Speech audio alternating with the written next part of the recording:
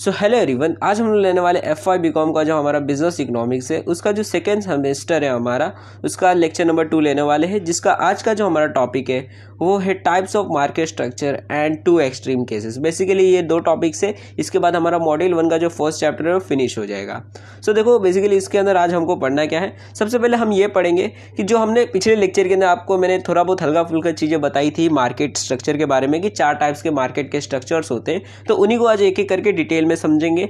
And last में ये समझेंगे कि मार्केट के जो स्ट्रक्चर्स होते हैं वो बेसिकली उनके कुछ 2 एक्सट्रीम केसेस होते हैं, तो उनके बारे में समझेंगे। ठीक है, आज के यही लेक्चर का टॉपिक है। उसके बाद हमारा फर्स्ट मॉड्यूल 1 का जो हमारा फर्स्ट चैप्टर है वो फिनिश हो जाएगा। सो स्टार्ट करते हैं देन। तो देखो बेसिकली यहाँ पे लिखा क्या हुआ है कि देखो मार्केट जो होते हैं, पहली बात तो आपको थोड़ा सा रिकैप करवा देते हैं। देखो मार्केट जो होता है बेसिकली काफ़ी सारे कह सकते हो कि मार्केट जो होते हैं वो काफ़ी सारे स्ट्रक्चर्स के होते हैं। ठीक है, टोटल 4 टाइप्स के स्ट्रक्चर होते हैं मार्केट के। ठीक है, मार्केट स्ट्रक्चर क्या होता है, तो मार्केट के टाइप्स होते हैं कि भैया अलग अलग टाइप्स के मार्केट होते हैं। ठीक है, 4 टाइप्स के मार्केट होते हैं।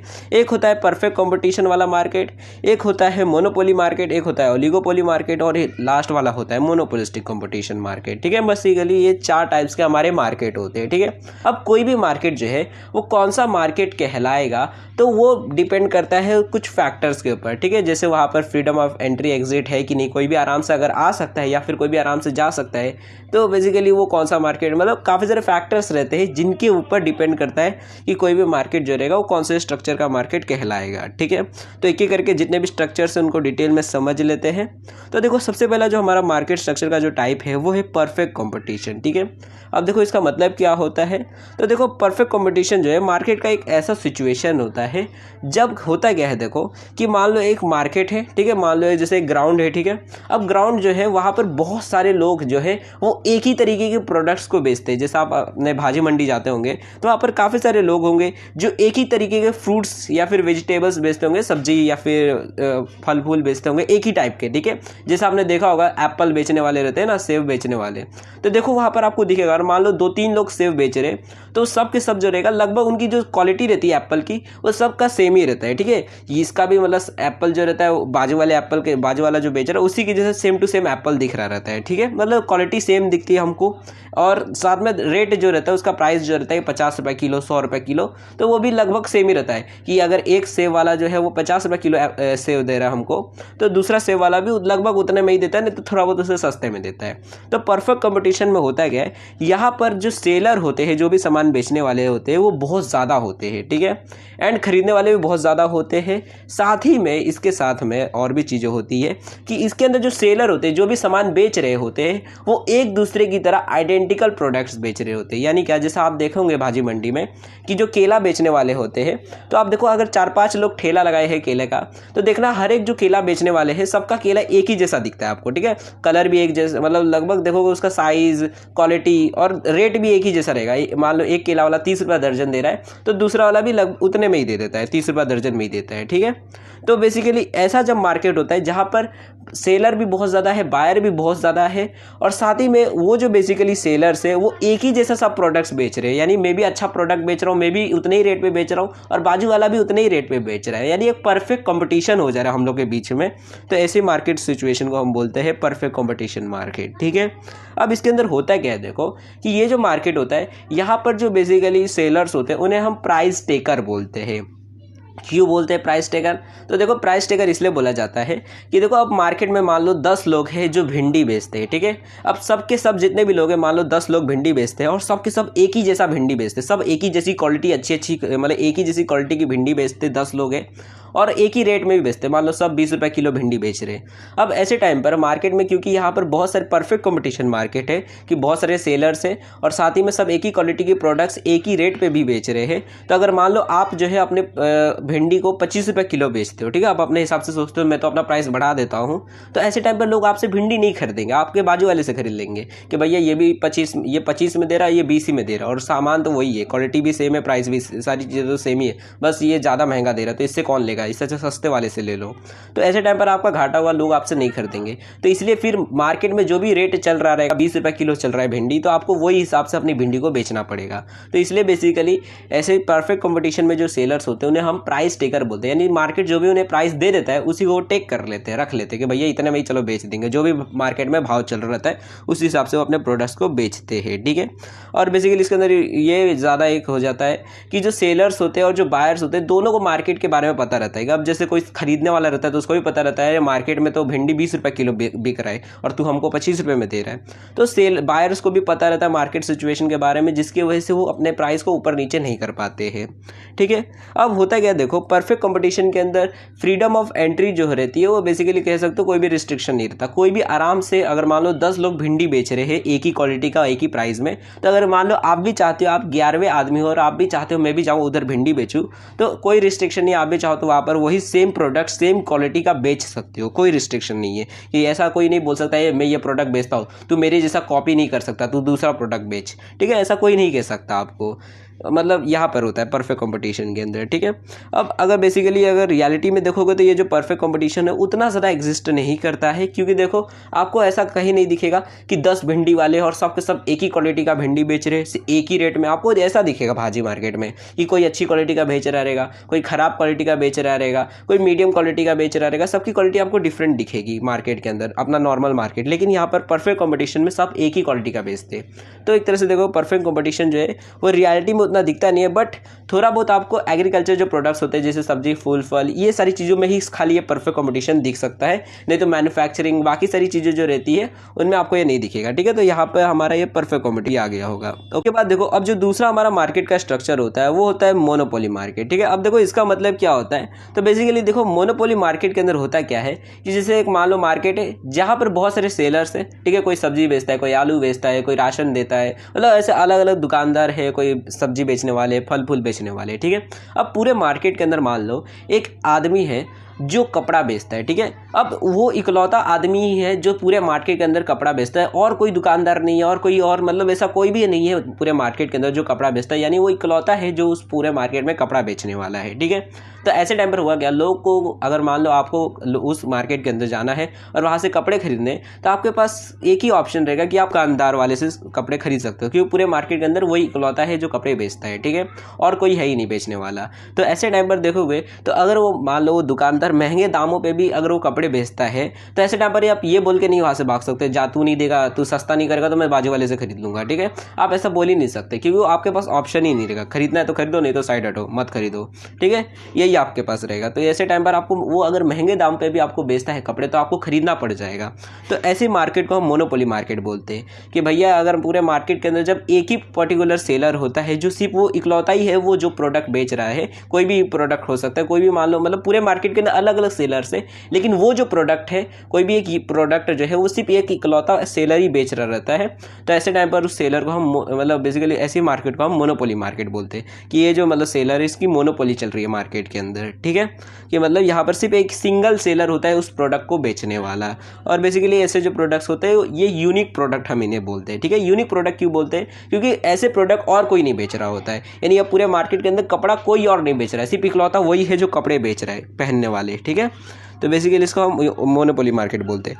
और बेसिकली मोनोपोली मार्केट के अंदर जो सेलर होते हैं, अब मान लो आप मोनोपोली मार्केट के आप ही कपड़े की दुकान खोले हो, तो ऐसे टाइम पर आपको प्राइस मेकर बोला जाएगा, ठीक है। प्राइस मेकर क्यों, क्योंकि आप अपने हिसाब से प्राइस को बढ़ा कम कर सकते हो, ठीक है। कि अगर मान लो आप प्राइस को थोड़ा बहुत बढ़ा देते हो, मान लो 100 रुपये की शर्ट है तो आपने 150 रुपये दाम कर दिया, तो लोगों को खरीदना पड़ेगा आपसे, ठीक है। कोई ऐसा नहीं बोल सकता आपने तेरे से नहीं खरीदूंगा, जब मैं बाजू वाले से खरीद लूंगा, ठीक है। ऑप्शन ही नहीं है लोगों के पास में, तो इसे हम मोनोपोली मार्केट बोलते हैं। अब इसका एग्जाम्पल क्या है हमारे पास, तो देखोगे अगर रियल लाइफ में देखोगे तो मोनोपोली मार्केट का एग्जाम्पल बहुत ज़्यादा मुश्किल है, लेकिन कुछ एग्जाम्पल्स है जो मैं आपको दे सकता हूँ, आपको अच्छे से समझ आ जाएगा। जैसे कि हमारा रेलवे, ठीक है। आपने इंडिया में देखा होगा कहीं पे भी रेलवे चलती है तो जो हमारे इंडियन रेलवे जो है, इंडिया की जो गवर्नमेंट की जो रेलवे है सिर्फ वही चलती है, ठीक है। कोई भी प्राइवेट कंपनी की रेलवे नहीं चलती। आपने एयरलाइन सुना होगा टाटा एयरलाइंस, लेकिन आपने कभी ये नहीं सुना होगा कि Tata railway, Adani railway, Reliance railway, आपने ऐसी कोई मतलब प्राइवेट कंपनीज की रेलवे नहीं सुनी होगी। तो ऐसे टाइम पर देखोगे तो जो रेलवे अथॉरिटी है वो सिर्फ और सिर्फ गवर्नमेंट के ही ओन करती है, मतलब गवर्नमेंट ही सिर्फ चलाती है। तो ये एक मोनोपोली का एग्जांपल है कि सिर्फ गवर्नमेंट जो है वही सिर्फ रेलवे सेक्टर के अंदर है और कोई नहीं है। तो अगर कल को मान लो गवर्नमेंट जो है वो रेलवे का टिकट बढ़ा देती है, उसका रेट 100 रुपये का टिकट जो है उसको 200 रुपये कर देती है, तो ऐसे टाइम पर भी लोगों को वो टिकट लेना ही पड़ जाएगा, ठीक है, ऑप्शन ही नहीं है और किसी ट्रेन से जा ही नहीं सकते, ठीक है। तो बेसिकली यही, इसी को हम बेसिकली मोनोपोली मार्केट बोलते हैं। इसका और भी एग्जांपल है, जिससे हमारा गूगल हो गया, ठीक है। अब गूगल देखोगे, मतलब एक तरह से देखोगे तो वो भी मोनोपोली जैसा ही हो गया कि अब मानो अगर आपको कुछ भी सर्च करना है, ठीक है, गूगल पे कुछ भी, मतलब कोई भी आपको इन्फॉर्मेशन चाहिए तो हम क्या करते हैं, हम डायरेक्टली जाते हैं गूगल पे सर्च करते हैं। अब कल को अगर मान लो गूगल जो है आपसे पैसे मांगने लग जाए, मतलब अभी तो देखो फ्री है सर्च करना, लेकिन कल को अगर मान लो बोल दे कि 100 मतलब साल का आपको एनुअल फीस देना पड़ेगा, मतलब 100 रुपया 200 रुपया अब आपको हर साल देना पड़ेगा अगर आपको गूगल चलाना है। तो ऐसे टाइम पर क्या होगा, लोग दे देंगे पैसा, ठीक है, कि भैया अगर पैसा नहीं देंगे तो वो सर्च कैसे करेंगे, इन्फॉर्मेशन कहाँ से निकालेंगे, कोई भी अगर कुछ सर्च करना होगा, कुछ डाउनलोड ही करना होगा, मतलब देखोगे तो काफ़ी सारा एक इंपॉर्टेंट हो गया गूगल, ठीक है, आज के टाइम पे एक बहुत बड़ा सर्च इंजिन है। तो बेसिकली ऐसे टाइम पर देखोगे तो गूगल की अब मोनोपोली चल रही है पूरे मार्केट के अंदर, कि अगर किसी को भी अब सर्च करना है तो लोग गूगल पे ही जाते हैं और कोई याहू और कोई मतलब दूसरे वेबसाइट से नहीं जाते, सिर्फ गूगल की सर्च इंजन की मदद से कोई भी इन्फॉर्मेशन सर्च करते हैं। तो ऐसे टाइम पर कल को अगर गूगल बोलता है भैया आप मेरे को 100 रुपये दो या फिर 200 रुपये दो मेरे को साल का, तभी आप गूगल पे कुछ भी सर्च कर सकते हो। तो ऐसे टाइम पर लोग उसे पैसे दे देंगे, ठीक है भैया हम आपको दे देते हैं, हमको सर्च करने दो, ठीक है। तो इसको हम मोनोपोली मार्केट बोलते हैं, जब एक सिंगल सेलर होता है किसी भी एक पर्टिकुलर सेक्टर या फिर कोई भी एक प्रोडक्ट बेचने में, ठीक है। तो बेसिकली इसे हम मोनोपोली मार्केट बोलते हैं। अब इसके अंदर देखोगे तो बेसिकली यहाँ पर होता क्या है, तो देखो यहाँ पर बेसिकली यहाँ पर बताया गया है कि देखो मोनोपोली मार्केट के अंदर बेसिकली जब कोई भी एडवर्टाइजमेंट की जाती है, जैसे गूगल ही अपना एडवर्टाइजमेंट करता रहता है, या फिर आपने रेलवे की एडवर्टाइजमेंट देखी होगी, कहाँ पे देखी होगी तो आपको बताता हूँ। देखो आपने रेलवे की एडवर्टाइजमेंट जो है, आपने ट्रेन में, लोकल ट्रेन रहती है या फिर कोई भी ट्रेन रहती है, तो वहाँ पर टीवी लगे रहते हैं, टीवी स्क्रीन लगे रहते हैं, तो आपने एडवर्टाइजमेंट देखी होगी, IRCTC की जो ऐप है वो सब की एडवर्टाइजमेंट देखी होगी। तो बेसिकली रेलवे ऐसी जो मोनोपोली मार्केट की जो एडवर्टाइजमेंट होती है वो की किस लिए जाती है, ताकि लोगों को अवेयर किया जाए हमारे ऐप या फिर हमारे जो भी नए अपडेट्स आ रहे हैं उनके बारे में, ठीक है। जैसे अब रेलवे अपने ऐप के बारे में अपडेट कर देता है, लोगों को बता देता है कि ताकि लोगों को अगर ऑनलाइन, मतलब बेसिकली अगर ऑनलाइन बुक करना होगा हमारे ट्रेन का टिकट तो वो कर सकते हैं हमारे इस ऐप से, ठीक है। बेसिकली यहाँ पर एडवर्टाइजमेंट कोई भी कंपटीशन को बीट करने के लिए नहीं किया जाता है, यहाँ पर बस लोगों को इन्फॉर्मेशन देने के लिए किया जाता है, भैया हमारे पास ये ऐप है, ये इस्तेमाल करना होगा तो कर लेना, ठीक है, मतलब खाली इन्फॉर्मेशन देने के लिए, अवेयर करने के लिए एडवर्टाइजमेंट की जाती है। यहाँ पर कोई भी ऐसे कंपटीशन की वजह से एडवर्टाइजमेंट नहीं की जाती है कि भैया अच्छा एडवर्टाइजमेंट करना पड़ेगा, नहीं तो लोग उसकी कंपनी के प्रोडक्ट खरीद लेंगे। तो यहाँ पर मोनोपोली मार्केट में इस प्रकार से चीज़ें होती है, ठीक है। उसके बाद देखो तीसरा जो हमारा मार्केट का टाइप होता है वो होता है मोनोपोलिस्टिक कंपटीशन, ठीक है। अब मोनोपोलिस्टिक कंपटीशन के अंदर होता क्या है, तो देखो मोनोपोलिस्टिक जो हमारा कंपटीशन होता है यहाँ पर ये होता है कि देखो ये बिल्कुल परफेक्ट कंपटीशन और मोनोपोली दोनों का मिक्सचर होता है एक टाइप के। देखोगे तो इसके अंदर होता क्या है कि देखो मोनोपोली, देखो परफेक्ट कंपटीशन में क्या होता है, बहुत सारे सेलर्स होते हैं, बहुत सारे बायर्स होते हैं। तो यहाँ पर भी यही होता है, यहाँ पर बेचने वाले बहुत ज़्यादा होते हैं, बहुत सारे सेलर्स होते हैं और बायर्स भी बहुत ज़्यादा होते हैं। फ़र्क इतना होता है कि वहाँ पर देखो परफेक्ट कंपटीशन में होता क्या है कि जितने भी सेलर्स होते हैं वो एक दूसरे के कॉपी कैट प्रोडक्ट्स बेच रहे होते हैं, लेकिन मोनोपोलिस्टिक में होता क्या है कि यहाँ पर जो जितने भी सेलर्स होते हैं वो एक दूसरे की तरह कॉपी प्रोडक्ट्स नहीं बेचते, यानी एक दूसरे की तरह आइडेंटिकल स्टैंडर्डाइज्ड प्रोडक्ट नहीं बेचते, ये थोड़े अलग डिफ्रेंशिएटेड प्रोडक्ट्स बेचते हैं। मतलब क्या, जैसे कि एग्जांपल देता हूँ, आप अगर नहाने के लिए बेसिकली अगर आपको मान लो आपको नहाने का मन कर रहा है, ठीक है, आप बहुत ज़्यादा मेहनत करके आए हो और आप मन कर रहा है चलो थोड़ा नहा लेते, फ्रेश हो जाएंगे, ठीक है। अब नहाने के लिए आप क्या इस्तेमाल करोगे, साबुन इस्तेमाल करोगे, ठीक है। अब देखो साबुन जो होते हैं वो काफ़ी सारे अलग अलग कंपनीज़ के आते हैं, आपको पता है, लाइवबॉय आता है, डेटॉल आता है, लक्स आता है, संथूर आता है, बहुत सारी कंपनीज़ के मतलब साबुन आते हैं, ठीक है, नहाने के लिए। अब ऐसे टाइम पर आप बताओ आप कौन सी कंपनी के साबुन से नहाओगे। कुछ लोग बोलेंगे मैं डेटॉल से नहाऊंगा, कुछ बोलेंगे मैं लक्स से नहाऊंगा, कुछ बोलेंगे बेसिकली हम डव से नहाएंगे, मतलब ऐसे अपनी जो भी उनको पसंद रहेगा, ठीक है। तो ऐसे टाइम पर देखोगे ये जो अलग अलग कंपनीज है जो अपना प्रोडक्ट बेच रही है, साबुन बेच रही है, तो ये बेच तो रही है साबुन ही, ठीक है, सबका साबुन ही है। लेकिन अगर आप सबके साबुन को ले लेते हो, यानी एक तरफ मान लो डेटॉल आपने साबुन ले लिया, फिर डव ले लिया या फिर लक्स ले लिया और उसके बाद ले लिया मान लो आपने लाइफबॉय ले लिया, ठीक है, तीनों कंपनीज के आपने साबुन अपने पास सामने रख लिए। अब अगर आप तीनों साबुन को देखोगे तो आपको काफ़ी सारा डिफरेंसेस दिखेंगे, ठीक है। तीनों है तो साबुन नहाने वाले ही, लेकिन देखो आपको फ़र्क क्या दिखेगा कि देखो हमारा जो डेटॉल रहेगा उसका कलर आपको अलग दिखेगा बाकी के जो साबुन है उनसे, ठीक है, उसका डिज़ाइन भी अलग रहेगा, लक्स का डिज़ाइन अलग अलग रहेगा, कलर अलग रहेगा, महक भी अलग रहेगा, ठीक है। उसका बेसिकली एक तरह से थीम भी अलग ही रहता है कि जैसे लक्स है तो वो मतलब सुंदरता के लिए बेसिकली एक टाइप का देखोगे तो लक्स जो होता है वो सुंदर रहने के लिए लड़की लोग ज़्यादा लगाते हैं, ठीक है। और वहीं पे डेटॉल है तो जम्स को मारने के लिए, भैया कि कीटाणु गंदे होके आए हो, पसीना बह रहा है तो डेटॉल से नहा लो, सारे जम्स मर जाएंगे, ठीक है। वो बेसिकली वो सुंदर रहने के लिए नहीं, वो जम्स मारने के लिए डेटॉल, ऐसे टाइम पर देखोगे तो। वैसे ही हमारा लाइफबॉय भी है तो वो भी लगभग मतलब डेटॉल मारने के लिए, मतलब कीड़े मारने के लिए हमारे शरीर के, ठीक है। तो बेसिकली देखोगे तो ये जो तीनों कंपनीज है ये सब के सब बेच तो रहे हैं साबुन ही, लेकिन इनका जो प्रोडक्ट है वो एक दूसरे से डिफरेंट है, एक जैसा कॉपी कैट नहीं है कि भैया लक्स का भी साबुन जो है वो मतलब डेटॉल जैसा ही सेम टू सेम दिखता है, क्वालिटी भी सेम है, सारी चीज़ें सेम है, ऐसा नहीं है। सबकी क्वालिटी डिफरेंट है, सबका थीम भी अलग है, साइज कलर सारी चीज़ें डिफरेंट में है, ठीक है। तो ऐसे टाइम पर जब कोई भी मतलब देखोगे तो यहाँ पर प्रोडक्ट एक ही जैसा बेचा जा रहा है, सबके सब साबुन ही बेच रहे हैं, लेकिन उनका जो प्रोडक्ट है वो एक दूसरे से डिफरेंट है। तो ऐसी बेसिकली जो कंपटीशन मार्केट होती है उसे हम मोनोपोलिस्टिक कंपटीशन मार्केट बोलते हैं कि हर एक आदमी जो है अपना प्रोडक्ट यूनिक बेच रहे हैं एक दूसरे से, लेकिन कैटेगरी एक तरह से देखोगे तो सेम ही रहती है, ठीक है। तो यहाँ पर सेलर्स बहुत ज़्यादा रहते हैं, बायर्स भी बहुत ज़्यादा रहते हैं, लेकिन इनके जो प्रोडक्ट्स रहते हैं वो डिफ्रेंशिएटेड रहते हैं, एक दूसरे से अलग अलग प्रोडक्ट्स ये बेचते हैं, ठीक है। अब यहाँ पे एंट्री किस प्रकार की रहती है तो देखो पहली बात आपको मोनोपोलिस्टिक का बता देता हूँ। देखो मोनोपोली जो हमारा मार्केट है वहाँ पर एंट्री नहीं की जा सकती है, ठीक है। वहाँ पर एंट्री रिस्ट्रिक्शन रहती है मोनोपोली मार्केट के अंदर, ये आपने मोनोपोली मार्केट के अंदर एंट्री रिस्ट्रिक्शन रहती है। जैसे आप मान लो कोई प्राइवेट कंपनी है और वह चाहती है भैया मैं भी अपना प्राइवेट मतलब रेलवे खोल देता हूँ, प्राइवेट कंपनी का रेलवे खोल देता हूँ, जैसे मान लो रिलायंस है वो चाहता हम भी अपना रेलवे चालू करेंगे, तो नहीं कर सकती, ठीक है। गवर्नमेंट परमिशन ही नहीं देगी, हम तुमको परमिशन नहीं देंगे रेलवे खोलने का, प्राइवेट रेलवे, ठीक है। तो ऐसे टाइम पर देखो मोनोपोली मार्केट के अंदर जो एंट्री रहती है मार्केट के अंदर वो रिस्ट्रिक्शन रहती है कि आप आ नहीं सकते इस मार्केट के अंदर, क्योंकि अगर मान लो कोई आ जाता है तो फिर मोनोपोली मार्केट नहीं रह पाएगा ना, इसलिए यहाँ पर रिस्ट्रिक्शन रहता है, कोई आ नहीं सकता मोनोपोली मार्केट के अंदर, एक ही सिंगल सेलर रहेगा। वहीं पर मोनोपोलिस्टिक कंपटीशन में क्या होता है तो देखो यहाँ पर होता ये है कि यहाँ पर एंट्री एक तरह से देखोगे तो कोई मतलब रिस्ट्रिक्शन नहीं रहता कि आप आ नहीं सकते, बट काफ़ी ज़्यादा डिफिकल्ट रहता है, ठीक है। मतलब जैसे मान लो कि आप चाहते हो भैया मैं भी चलो एक साबुन की कंपनी खोल देता हूँ, तो ऐसे टाइप पर होगा क्या कि यहाँ पर आप आ तो सकते हो, लेकिन यहाँ पर काफ़ी सारी डिफिकल्टीज आएंगी आपको। कि पहली बात देखो आप किसी की भी कॉपी वाली मतलब किसी के भी जैसी साबुन नहीं बना सकते एकदम सेम टू सेम, ठीक है। आपको अपना खुद का एक डिफरेंट प्रोडक्ट बनाना होगा, ठीक है। क्यों? क्योंकि देखो हर एक कंपनी अपना अपना कंपनी का पेटेंट करवा देती है, भैया ये जैसे अब डेटॉल है तो डेटॉल ने अपनी कंपनी का जो साबुन का डिज़ाइन है उसको पेटेंट करवा लिया होगा कि अगर कोई मान लो दूसरी कंपनी मेरे साबुन की डिज़ाइन को कॉपी करती है तो उसको ऊपर मैं केस कर दूंगा, ठीक है, कि मतलब मेरी डिज़ाइन को कोई कॉपी नहीं करेगा।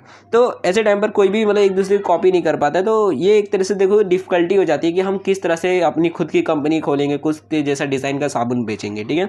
तो यहाँ पर बेसिकली यही हो जाता है, एक रिस्ट्रिक्शन टाइप में ही हो जाता है। बट चाहो तो आप आ सकते हो, बस इतना आपको करना रहेगा कि आपको अगर आप मोनोपोलिस्टिक कंपटीशन के अंदर आना चाहते हो तो आपको अपने प्रोडक्ट को डिफरेंट बनाना पड़ेगा बाकी प्रोडक्ट्स के मुकाबले में, ठीक है। अब वो डिफरेंट किस तरह से हो सकता है तो साइज़ आप कर सकते हो, मान लो आपने बहुत बड़ा साइज़ कर दिया, साबुन थोड़ा बड़ा रख दिया या फिर थोड़ा छोटा कर दिया साइज़ को, आपने कलर चेंज कर दिया उसका, थोड़ा बहुत डिज़ाइन चेंज कर दिया, ये सारी चीज़ें करके आप अपने प्रोडक्ट को डिफ्रेंशिएट कर सकते हो बाकी साबुनों से, ठीक है।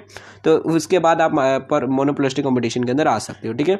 यहाँ पर देखो मोनोपोलिस्टिक कंपटीशन के अंदर जो सबसे इंपॉर्टेंट चीज़ होती है वो होता है सेलिंग कॉस्ट। क्या होता है बेसिकली सेलिंग कॉस्ट का मतलब होता है कि सेल करने के लिए जो खर्चा किया जाता है, मतलब सामान बन के रेडी हो चुका है, अब उसको बेचने के लिए जो हम खर्चा करेंगे, जैसे एडवर्टाइजमेंट हो गया, लोगों को डिस्काउंट दे देते हैं हम लोग, काफ़ी सारी चीज़ें करते हैं अपने प्रोडक्ट को बेचने के लिए, एजेंट को हम लोग पैसा देते हैं, तो वो सारी चीज़ें सेलिंग कॉस्ट में आती है, ठीक है।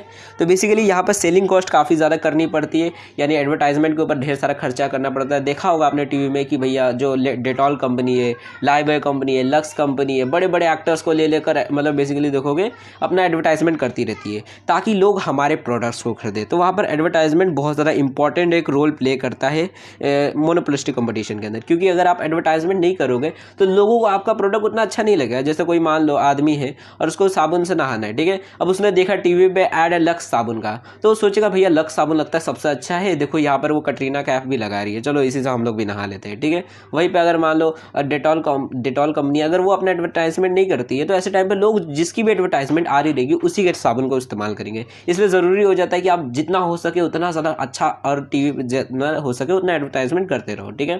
तो इसलिए देखा होगा धड़ाधड़ टीवी में देखो कि जैसे जैसे आप कोई भी फिल्म या फिर कुछ भी देख रहे हो तो तुरंत देखोगे कोई ना कोई साबुन का एडवर्टाइजमेंट या फिर कोई भी कंपनी का एडवर्टाइजमेंट आते रहता है लगातार, ताकि मतलब बेसिकली लोगों को अवेयर किया जाए और अपने कंपटीशन को बीट करने के लिए काफ़ी ज़्यादा एडवर्टाइजमेंट जो है की जाती है, ठीक है। और बेसिकली ऐसी जो हमारी सेलिंग कॉस्ट होती है उसे हम कई बार होता है कि हम ज़रूरी नहीं है कि अपने प्रोडक्ट को सस्ता बेचें तभी हमारे प्रोडक्ट्स ज़्यादा बिकेंगे। हम नॉन प्राइस बेसिकली जो कंपटीशन होता है उसकी मदद से भी किया जा सकता है, अपने प्रोडक्ट्स की सेल्स को बढ़ाई जा सकती है, ठीक है। नॉन प्राइस कंपटीशन क्या होता है वो आपको बता देता हूँ। इसका मतलब होता है कि आप अपने प्राइस के अंदर कोई भी चेंज नहीं ला रहे हो। मान लो 10 रुपये का साबुन है और बाकी लोग भी 10 रुपये का साबुन बेच रहे हैं, बट आप बाकी चीज़ों में ज़्यादा खर्चा कर रहे हो, यानी एडवर्टाइजमेंट हो गया या फिर कोई डिस्काउंट हो गया, ये सारी चीज़ें दे देकर आप मतलब अपने प्रोडक्ट्स को बेच रहे हो, ठीक है। आप अपने प्रोडक्ट प्राइस को कोई भी ऊपर नीचे नहीं कर रहे हो, ठीक है। तो यहाँ पर एक लास्ट चीज़ है जो आपको जान लेनी है कि देखो बेसिकली अब ये जो मोनोपोलिस्टिक कंपटीशन होता है यहाँ पर देखो जैसे अब मोनोपोली में होता है कि आप प्राइस मेकर होता है, आप खुद से अपने प्राइस को डिटरमाइन कर सकते हो कि आपको अपने प्रोडक्ट की प्राइस कितनी रखनी है। तो मोनोपोलिस्टिक कंपटीशन के अंदर लगभग देखोगे तो आप थोड़ा बहुत अपने प्राइस को कंट्रोल कर सकते हो, बट ज़्यादा नहीं, ठीक है। जैसे आपने देखा ही होगा कि जितनी भी कंपनीज होती है, लक्स हो गया, डेटॉल हो गया, तो इनके जो साबुन रहते हैं वो लगभग एक ही रेट के होते हैं, सबके सब एक ही जितना रेट के बेचते हैं। क्यों? क्योंकि अगर कोई ज़्यादा महंगा बेचेगा तो हो सकता है लोग सस्ते वाले को खरीदने लग जाए, और कोई बहुत ज़्यादा सस्ता बेचेगा तो हो सकता है लोग बोलेगा ये अच्छा क्वालिटी का नहीं है, ये अच्छा महंगा वाला खरीदेंगे, ठीक है। तो ऐसा भी हो सकता है। इसलिए एक से टाइम पर होता क्या है कि जितने भी सेलर्स होते हैं यहाँ पर तो लगभग वो अपने आसपास के ही मतलब एक ही जैसा रेट रखते हैं, बट थोड़ा बहुत का डिफरेंस रख सकते हैं कि कोई कंपनी वाले थोड़ा 10 रुपये में थोड़ा कम साबुन देते होंगे, छोटा साबुन देते होंगे, तो कोई कंपनी 10 रुपये में थोड़ा बड़ा साबुन, मतलब थोड़ा बहुत का ही आपको डिफरेंस दिखेगा, ज़्यादा डिफरेंस नहीं दिखता है यहाँ पर, ठीक है।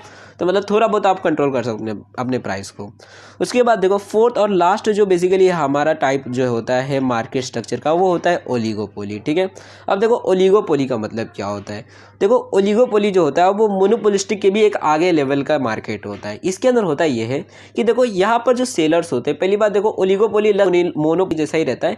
यहाँ पर होता क्या है कि यहाँ पर सेलर बहुत कम होते हैं। यहाँ पर ऐसा नहीं कि सिर्फ एक ही सेलर होता है, सेलर चाहे हो सकते 4 हो, 5 हो, 10 हो, 50 हो, 100, मतलब ऐसे हो कि आप गिनती गिन सकते हो, इतने ही सेलर है, ठीक है। मतलब गिनती के ही सेलर्स रहते हैं, मतलब कम सेलर्स रहते हैं, ठीक है। बेचने वाले कम होते हैं और खरीदने वाले बहुत ज़्यादा होते हैं, तो ऐसी मार्केट को हम ओलिगोपोली बोलते हैं, ठीक है। एंड ये जो बेसिकली ओलिगोपोली के अंदर जो लोग बेचते हैं, सेलर्स जो रहते हैं, वो हो सकता है वो एक दूसरे की तरह आइडेंटिकल प्रोडक्ट्स भी बेच सकते हैं कि भैया same to same, same quality, same quantity, same ही प्राइस पे बेच रहे हैं, और ये भी हो सकता है एक दूसरे से डिफरेंट भी बेच सकते हैं, ठीक है। मतलब ओलिगोपोली के अंदर ऐसा कोई रिस्ट्रिक्शन नहीं रहता कि भैया यही वाले बेच सकते हैं, ठीक है। तो ये ओलिगोपोली के अंदर होता है। जैसे इसका एग्जाम्पल है, आपने टेलीकम्युनिकेशन देखा है सेक्टर, मतलब क्या कि जैसे आप मोबाइल के अंदर नेट चलाते हो, इंटरनेट चलाते होंगे, तो उसके लिए आपने सिम खरीदा होगा, ठीक है, रिचार्ज मारे होंगे आपने, तो लगभग आपके मोबाइल में लगभग देखो 4 कंपनीज के सिम रहते हैं हमारे इंडिया के अंदर। सबसे पहला होता है हमारा BSNL जो है सरकारी कंपनी, जियो, एयरटेल, वोडाफोन आइडिया, ठीक है। मतलब बेसिकली देखोगे 4 ही कंपनी है जिनके लोग इंडिया के अंदर सिम नेट इस्तेमाल करें, ठीक है। अब देखोगे इंटरनेट प्रोवाइडर जो है यानी नेट प्रोवाइडर जो है वो सिर्फ 4 ही कंपनी से, इसके अलावा और कोई कंपनी नहीं है जो इंटरनेट प्रोवाइड करते हैं, ठीक है। तो ऐसे टाइम पर देखोगे तो टेलीकम्युनिकेशन सेक्टर के अंदर सिर्फ 4 ही कंपनीज है, और इन 4 ही कंपनीज की एक तरह से देखो मोनोपोली चल रही है, ठीक है। तो ऐसे टाइम पर क्योंकि देखो यहाँ पर सेलर बहुत कम है, मतलब सर्विस देने वाले जो है वो सिर्फ 4 ही कंपनी से, तो सेलर्स बहुत कम है। आप गिनती के हाथ में गिन सकते हो कि BSNL, जियो, एयरटेल, वोडाफोन आइडिया, ठीक है, 4 ही कंपनी से सिर्फ, तो सिर्फ 4 ही कंपनी से। तो ऐसे टाइम पर जब कोई भी मार्केट के अंदर बहुत कम सेलर्स होते हैं और बेसिकली क्योंकि कम सेलर्स होते हैं और बायर बहुत ज़्यादा होते हैं, तो ऐसी मार्केट को हम ओलिगोपोली बोलते हैं, ठीक है।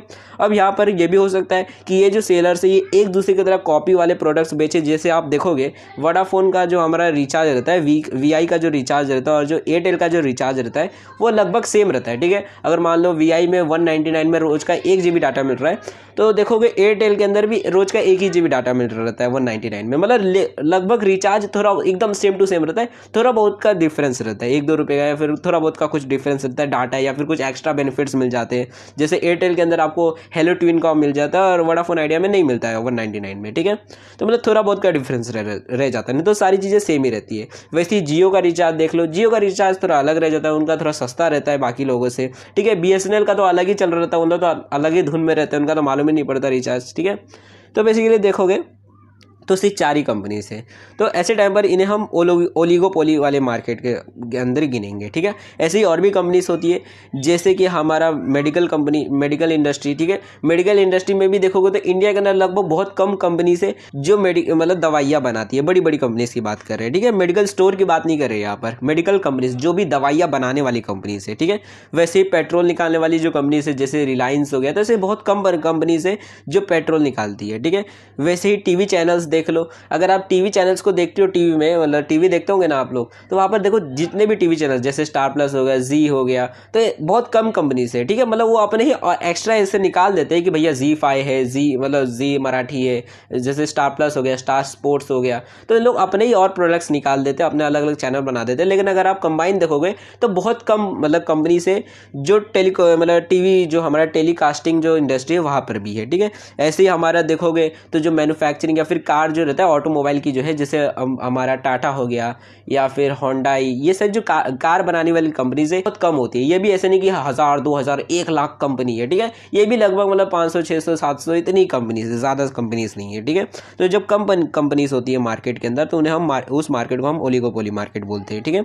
अब यहाँ पर एंट्री जो होती है इस मार्केट के अंदर कि आप आ सकते हो कि नहीं आ सकते हो, तो यहाँ पर तो ऐसा नहीं है, कोई रिस्ट्रिक्शन नहीं रहता, क्योंकि यहाँ पर आप चाहो तो दूसरी कॉपी कैट भी कर सकते हो। तो यहाँ पर एक तरह से देखो तो एंट्री फ्री रहती है, आप आना चाहते हो तो आ सकते हो, कोई रिस्ट्रिक्शन नहीं है। लेकिन रियलिटी देखोगे तो एक बहुत बड़ा बैरियर रहता है ओलिगोपोली मार्केट के अंदर। क्या बैरियर रहता है? अब जैसे मान लो आप ही चाहते हो कि भैया एक काम करता हूँ, यहाँ पर सिर्फ 4 ही कंपनी है जो इंटरनेट प्रोवाइड करती है, काम करता हूँ मैं भी अपनी एक कंपनी खोल देता हूँ।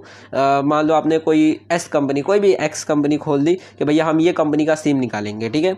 अब ऐसे टाइम पर आप चाहते तो खोलना, लेकिन देखो ऐसी कंपनीज खोलने के लिए पहले तो बहुत ज़्यादा पैसा चाहिए, ठीक है। क्योंकि देखो अब एक इंटरनेट प्रोवाइडर अगर आप बनना चाहते हो, कोई भैया मैं भी अपना सिम चालू करूँगा, तो बहुत ज़्यादा पैसा लगता है, टेक्नोलॉजी लगती है, तो ये एक बहुत बड़ा बैरियर बन जाता है। लोगों के पास इतना पैसा नहीं रहता, अगर इतना पैसा रहता है तो वो पहले ही कर लेते हैं, ठीक है। तो ये एक बहुत बड़ा बैरियर हो जाता है, जिसकी वजह से ओलिगोपोली के अंदर लगभग आना बहुत मुश्किल रहता है। ऐसा नहीं कि नामुमकिन रहता है, अगर आपके पास पैसा है तब आप आ सकते हो, ठीक है। तो देखोगे एक बहुत बड़ा बैरियर रहता है इसके अंदर। अब देखो ओलिगोपोली जो होता है हमारा, बेसिकली इसके अंदर होता क्या है, देखो कि अगर क्योंकि देखो यहाँ पर सेलर्स जो होते हैं बहुत कम होते हैं। जैसे यहाँ पर देखो अब इंटरनेट प्रोवाइड करने वाले सिर्फ 4 ही कंपनी से, तो अगर कल को मान लो वोडाफोन जो है, मान लो अपना वोडाफोन जो है वो एयरटेल को अपनी कंपनी बेच देते हैं, ठीक है, कि भैया हमसे अब कंपनी नहीं चल रही है, हम एयरटेल को बेच दे रहे हैं, ठीक है। और बीएसएनएल मान लो गवर्नमेंट ने बीएसएनएल को प्राइवेट कर दिया, तो जियो ने मान लो बीएसएनएल को खरीद लिया, ठीक है। अब मान लो मार्केट के अंदर अब 2 ही कंपनी है, जियो एयरटेल। कुछ समय बाद अब एयरटेल ने अपनी कंपनी को जियो को बेच दिया, ठीक है। अब देखो मार्केट के अंदर जो है सिर्फ इकलौती एक ही कंपनी है, जियो। तो ऐसे टाइम पर देखोगे तो ऐसा भी हो सकता है कि जितने भी कंपनी से वो सब एक ही कंबाइन होकर एक ही कंपनी बन जाए कल को, और वो जो हमारी मोनोपोली मार्केट है, मतलब ओलिगोपोली मार्केट है, वो कल ओलिगोपोली मार्केट में भी कन्वर्ट हो सकती है, ठीक है। और कई बार ये भी हो सकता है कि अब ये जैसे ये 4 कंपनी से, मान लो बीएसएनएल प्राइवेट हो गई, ठीक है, सरकारी से प्राइवेट हो गई है, और जियो ने उसे खरीद लिया, ठीक है। अब 3 कंपनी सी है मार्केट के अंदर। तो ऐसे टाइम पर हो सकता है कि ये जो 3 कंपनी से ये अपने में नहीं रहता, मीटिंग कर ले भैया तू जियो वाला, एयरटेल वाला और वोडाफोन तीनों मिलकर बैठे हुए और तीनों बात करें, एक काम करते हैं हम लोग मिलकर अपना जो मतलब रिचार्ज का जो प्लान है उसका जो प्राइस है उसको थोड़ा सा बढ़ा देते हैं, जो 100 रुपये का है उसको 150 रुपया कर देते हैं, ठीक है। तीनों कर देंगे तो कोई झमेला नहीं रहेगा। अगर सिर्फ मैं करूँगा तो लोग मेरा नहीं खरीदेंगे, खाली तू करेगा तो लोग तेरा नहीं रिचार्ज लेंगे, ठीक है। इससे अच्छा तीनों एक साथ बढ़ा देते हैं कि लगेगा हाँ भाई रिचार्ज ही का रेट थोड़ा बढ़ गया, महंगा हो गया रिचार्ज, ठीक है। तो ऐसे टाइम पर बेसिकली तीनों मिलकर बात कर लेंगे और तीनों मिलकर अपने प्राइस को इंक्रीज कर सकते हैं, ठीक है। तो ओलिगोपोली के अंदर ये हो सकता है कि जो जितने भी इसके अंदर फर्म्स होते हैं, कंपनीज होती है, वो एक दूसरे को मतलब मिलजुल कर कार्टेल बनाकर भैया एक दूसरे के साथ मिलकर अपने प्रोडक्ट का जो प्राइस है उसको बढ़ा सकते हैं ज़्यादा से ज़्यादा प्रॉफिट कमाने के लिए। मतलब देखोगे थोड़ा बहुत ओलिगोपोली के अंदर प्राइस को इन्फ्लुएंस किया जा सकता है, ठीक है। और कुछ कंपनीज रहती है बिना कार्टेल का अपने हिसाब से भी अपनी प्रोडक्ट की प्राइस को बढ़ा सकते हैं, ठीक है। जैसे एयरटेल जियो हो गया, तो जियो भी कई बार अपने प्रोडक्ट अपना जो रिचार्ज प्लान होता है उसको बढ़ाता रहता है उसकी प्राइस, ठीक है।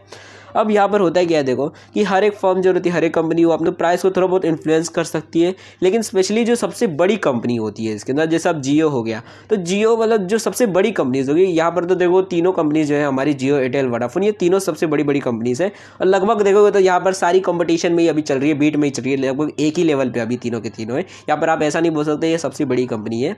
तो अगर मान लो यहाँ पर सबसे बड़ी कंपनी मान लो जियो हो जाती है, तो ऐसे टाइम पर जो सबसे बड़ी कंपनीज होती है उनके पास सबसे ज़्यादा पावर होता है। अगर मान लो उसने अपने प्रोडक्ट की प्राइस बढ़ा दी, रिचार्ज प्लान बढ़ा दिया है, तो बाकी कंपनीज भी उसे देखकर बढ़ा देते हैं, ठीक है।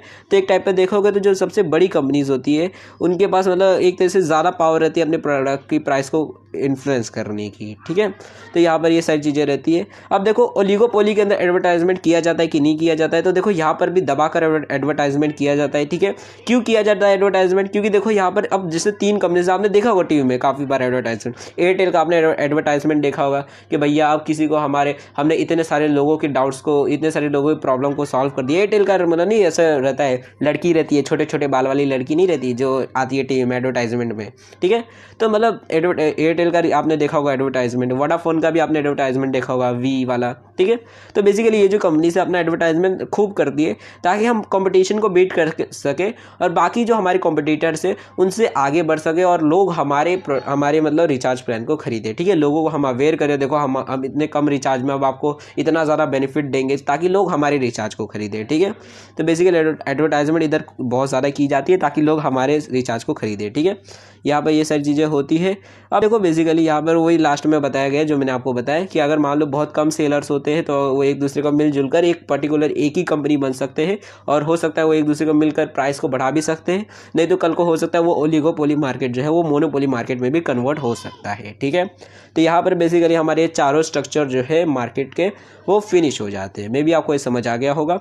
अब देखो यहाँ पर बेसिकली एक चार्ट दिया गया है जिसकी मदद से आप रिवाइज कर सकते हो कि बेसिकली एक तरीके से आप कह सकते हो पूरा जो हमारा चारों टाइप्स है मार्केट स्ट्रक्चर के उनको पूरे के बारे में यहाँ पर एक पर्टिकुलर छोटे से चार्ट के अंदर ही आपको बता दिया गया है कि हमारे चारों के चारों स्ट्रक्चर जो है मार्केट वो किस प्रकार के होते हैं, ठीक है। जिसको हम थोड़ा बहुत पढ़ लेते हैं ताकि आपको समझ आ जाए बताया क्या गया है। देखो पहली बात तो मार्केट स्ट्रक्चर के बारे में बताया। देखो 4 टाइप्स के मार्केट स्ट्रक्चर होते हैं, perfect competition, monopoly, oligopoly, monopolistic competition, ठीक है।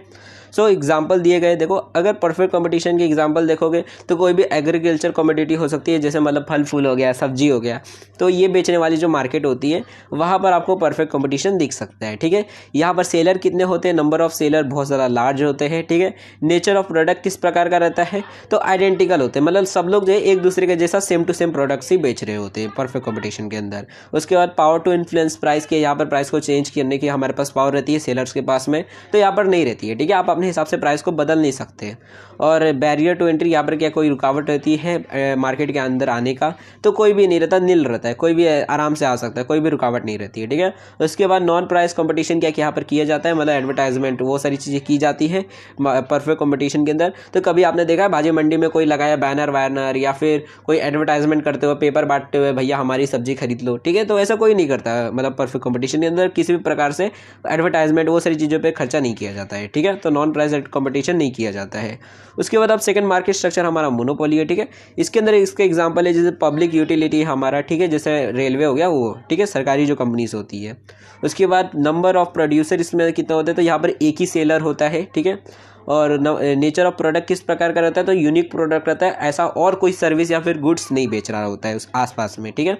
ये इकलौता ही रहता है जो बेच रहा रहता है। उसके बाद पावर टू इन्फ्लुएंस प्राइस, क्या यहाँ पर प्राइस को चेंज करने का पास पावर रहता है मोनोपोली मार्केट के अंदर सेलर के पास में, तो हाँ बहुत ज़्यादा रेबल यानी देखने लायक होता है, काफ़ी अच्छा खासा उसके पास पावर रहता है प्राइस को कंट्रोल करने का, ठीक है। उसके बाद बैरियर टू एंट्री, क्या है यहाँ पर आने की कोई रुकावट रहती है तो बहुत ज़्यादा हाई रहती है, कोई भी आ नहीं सकता मोनोपोली मार्केट के अंदर, अगर आ जाएगा तो फिर मोनोपोली मार्केट ही काय की रहेगी, ठीक है। तो इसलिए यहाँ पर बहुत बड़ा बैरियर रहता है, कोई भी आ नहीं सकता।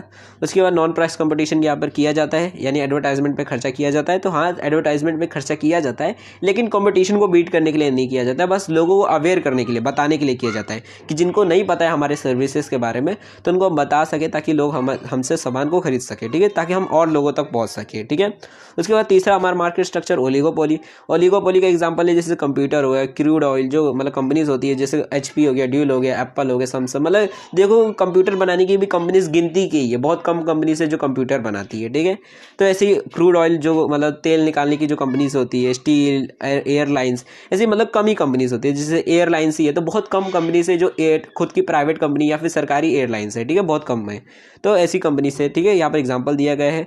उसके बाद नेचर ऑफ प्रोड्यूसर, ठीक है, ये कितने प्रोड्यूसर है यहाँ पर रहते हैं, तो बहुत कम रहते हैं, फ्यू प्रोड्यूसर्स रहते हैं। नेचर ऑफ गुड्स देखोगे तो यहाँ पर सेम भी हो सकते हैं, स्टैंडर्डाइज भी हो सकते हैं और डिफ्रेंशिएटेड भी हो सकते हैं, ठीक है, एक दूसरे से अलग भी बेच सकते हो प्रोडक्ट्स। उसके बाद पावर टू इन्फ्लुएंस प्राइस, यानी क्या कि ओलिगोपोली के अंदर क्या प्राइस को चेंज किया जा सकता है। तो हाँ, यहाँ पर मतलब थोड़ा बहुत आपके पास पावर रहता है, सम पावर रहता है प्राइस को कंट्रोल करने का। उसके बाद बैरियर टू एंट्री, क्या है यहाँ पर रुकावट रहती है, कोई आ सकता है, रुकावट रहती है। तो हाँ, बहुत बड़ी मतलब थोड़ा हाई रुकावट रहती है। फाइनेंस, टेक्नोलॉजी, ये सब की मतलब एक तरह से बैरियर रहता है, जिसकी वजह से कोई भी आदमी इस मार्केट के अंदर नहीं एंट्री कर पाता है, ठीक है। उसके बाद नॉन प्राइस कंपटीशन क्या यहाँ पर किया जाता है। तो हाँ, प्रोडक्ट डिफ्रेंशिएशन एंड एडवर्टाइजिंग, मतलब यहाँ पर थोड़ा बहुत मतलब खर्चा किया जाता है पैसे एडवर्टाइजमेंट के ऊपर, ताकि कंपटीशन को बीट कर किया जा सके, ठीक है। उसके बाद देखो लास्ट जो हमारा मार्केट स्ट्रक्चर है जो है मोनोपोलिस्टिक कंपटीशन, उसका देखो एग्जांपल बताया, गारमेंट जैसे ही कपड़ा बेचने वाली कंपनीज होती है, या फिर साबुन, ये सारे एग्जांपल आप लिख सकते हो। अगर आपको गारमेंट्स ना याद आए तो आप सोप भी लिख सकते हो, सोप कंपनीज, ठीक है। इसमें प्रोड्यूसर कितने रहते हैं, नंबर ऑफ प्रोड्यूसर्स तो बहुत सारे रहते हैं, मेनी रहते हैं, ठीक है। नेचर ऑफ प्रोडक्ट कौन से रहते हैं, तो डिफ्रेंशिएटेड रहते हैं, एक दूसरे से अलग अलग प्रोडक्ट्स को बेचते हैं। पावर टू इन्फ्लुएंस प्राइस क्या रहता है, इनके पास मतलब प्राइस को चेंज करने का पावर रहता है कि नहीं रहता है, तो थोड़ा बहुत रहता है, सम रहता है। बैरियर टू एंट्री यहाँ पर रहती है क्या, यहाँ पर कोई आने की रुकावट रहती है। तो हाँ, थोड़ी बहुत रहती है, क्योंकि यहाँ पर जो कंपनीज रहती है वो अपना पेटेंट करवा के रखती है, तो इसके वजह से आपको अपने प्रोडक्ट को डिफरेंट बनाना पड़ सकता है, तो थोड़ी बहुत बैरियर रहती है। और नॉन प्राइस कॉम्पिटिशन यहाँ पर किया जाता है, यानी एडवर्टाइजमेंट, वो सारी चीज़ों पे खर्चा किया जाता है। तो हाँ, किया जाता है यहाँ पर भी कंपटीशन को बीट करने के लिए, ठीक है। तो ये हमारा मार्केट स्ट्रक्चर हो गया। मैं भी आपको पूरी सारी चीज़ें समझ आ गई होंगी, जितने भी हमारे मार्केट स्ट्रक्चर है चारों टाइप्स के बारे में। अगर आपको फिर भी कोई डाउट रहेगा तो आप लोग कमेंट सेक्शन में पूछ लेना, ठीक है। अब देखो बेसिकली जो लास्ट टॉपिक है इस लेक्चर का, हमारा आज के इस वीडियो का और इस फर्स्ट चैप्टर का भी, अब उसको देख लेते हैं, जो है टू एक्सट्रीम केसेस, ठीक है। अब देखो इसका मतलब क्या है, यानी क्या कि देखो मार्केट का जो स्ट्रक्चर है, अगर उसको आप ध्यान से देखोगे तो वहाँ पर आपको दो एक्सट्रीम केसेस दिखेंगे मार्केट के स्ट्रक्चर के अंदर, ठीक है। एक जो है हमारे जैसे परफेक्ट कंपटीशन है, तो वहाँ पर देखो आप बहुत सारे सेलर्स होते हैं, बहुत सारे प्रोड्यूसर्स होते हैं, वहाँ पर सब एक ही जैसा दबाकर प्रोडक्ट्स बेच रहे रहते हैं। मतलब बिल्कुल ऐसा है कि मान लो एक क्लास है जिसमें 10 बच्चे हैं, और 10 के 10 बच्चे जो है सब 100 नंबर लेके आ रहे हैं, सब टॉप ही मार रहे हैं, ठीक है। तो ये एक मतलब मान लो सिचुएशन हो गई। वहीं पे मान लो एक और क्लास है जहां पर सारे बच्चे फेल हो गए और सिर्फ एक लौता बच्चा है जो 100 मार्क्स लेके आया है, ठीक है। तो देखो ये दो एक्सट्रीम केसेस हो जा रहे हैं। तो वैसे ही हमारा मार्केट के अंदर भी होता है कि परफेक्ट कंपटीशन में होता है कि जितने भी सेलर होते हैं वो सब एक ही जैसा प्रोडक्ट बेच रहे रहते हैं, बहुत सारे सेलर्स रहते हैं। और मोनोपोली मार्केट जो है वहां पर सिर्फ एक ही सेलर होता है, जो सिर्फ इकलौता एक ही वही सेलर है जो वो प्रोडक्ट बेच रहा होता है। तो ये दो एक्सट्रीम केसेस हो जाते हैं, तो उन्हीं के बारे में यहाँ पर बताया गया है, ठीक है। तो मतलब लगभग वही सारी चीज़ें, तो वापस उन्हीं को रिपीट करना है हमको कि देखो परफेक्ट कंपटीशन जो होता है यहाँ पर काफ़ी सारे असम्पशंस दी जाती है। मतलब देखो क्यों, देखो परफेक्ट कंपटीशन अगर आप देखोगे तो रियलिटी में कोई भी एग्जिस्ट नहीं करता है हमारा परफेक्ट कंपटीशन, क्योंकि इसके अंदर माननी काफ़ी सारी मतलब ऐसी झूठी चीज़ें जाती है, ठीक है। जैसे कि हमारे मार्केट के अंदर ऐसा होगा कि यहाँ पर बहुत सारे सेलर्स होंगे और सब के सब एक ही जैसा प्रोडक्ट बेच रहे हैं, ठीक है। अगर आप भाजी मंडी जाते हो, मान लो 10 लोग अगर भिंडी बेच रहे हैं, तो परफेक्ट कंपटीशन के हिसाब से 10 के 10 जो लोग हैं वो एक ही क्वालिटी का भिंडी बेच रहे हैं और एक ही प्राइस में भी बेच रहे हैं, ठीक है। तभी उसे हम परफेक्ट कंपटीशन बोलेंगे।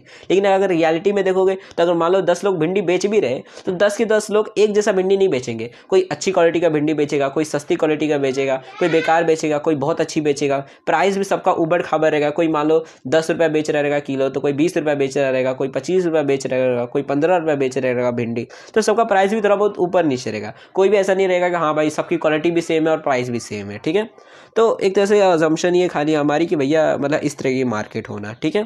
तो अगर आप रियल वर्ल्ड में अगर जाते हो परफेक्ट कंपटीशन का, तो यहाँ आपको ये दिखेगा कि बेसिकली हमारा ये जो परफेक्ट कंपटीशन है इसके अंदर मतलब यही चीज़ है कि यहाँ पर प्रोडक्ट की क्वालिटी भी सेम रहती है, यहाँ पर प्राइस भी सेम रहता है, और सेलर्स भी बहुत ज़्यादा होते हैं, और मतलब एक तरह से देखोगे तो मतलब बायर भी बहुत ज़्यादा होते हैं, ठीक है। एंड यहाँ पर हम सेलर्स को प्राइस टेकर बोलते हैं। जो भी उनको मार्केट में भाव चल रहा रहता है वो उन्हीं को उसी हिसाब से अपने प्रोडक्ट को रखना रहता है, ठीक है। और मार्केट के अंदर भाव किस हिसाब से रहता है, तो जो भी सप्लाई एंड डिमांड चल रहा रहता है वही हिसाब से चल रहा रहता है। मतलब बेसिकली हमारा प्राइस चल रहा रहता है मार्केट के अंदर, ठीक है। तो एक तरह से देखोगे तो परफेक्ट कंपटीशन के अंदर जो सेलर्स होते हैं उनको प्रॉफिट बहुत कम होता है, नॉर्मल प्रॉफिट होता है। मतलब कह सकते हो मान लो 10 रुपया लगाया है तो 12 रुपये 13 रुपये इतना ही कमाई होती है, ज़्यादा प्रॉफिट नहीं होता उनको, ठीक है। तो ये सारी चीज़ें होती है। अब अगर आप रियल वर्ल्ड में देखोगे तो ऐसा आपको कोई भी मार्केट नहीं दिखेगा, बट थोड़ा बहुत दिखेगा एग्रीकल्चर जो रहते हैं, मतलब सब्जी वब्जी में ही दिखेगा आपको। यानी दूसरे अगर आप मैन्युफैक्चरिंग या फिर दूसरे सेक्टर्स में जाओगे तो वहाँ पर भूल ही जाओ, आपको परफेक्ट कंपटीशन दिखेगा। सब एक दूसरे से अलग अलग प्रोडक्ट्स बना रहे हैं, अलग अलग दाम पे, रेट पे, प्राइस पे।